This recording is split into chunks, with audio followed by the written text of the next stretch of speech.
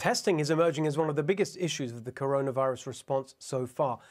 If you piece together what happened, it's clear that it was bureaucratic bungling that caused the problem. The president, who identified the problem and insisted it was fixed, and the private sector that is now actually fixing it. Here's the timeline.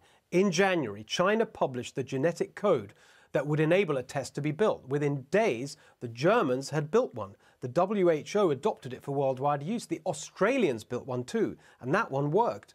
Our CDC built their own, and it finally went out on February the 6th, about a month after the German test. But ours didn't work. On February the 12th, it was recalled.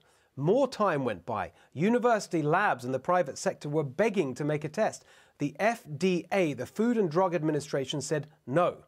Finally, at the end of February, once the president intervened, the red tape was swept away. A few days later, he ordered an overhaul of the testing approach, and on Friday he announced a testing partnership between the government and the private sector. But who was responsible for the initial delays? Which officials decided to not use the available test, to block the private sector?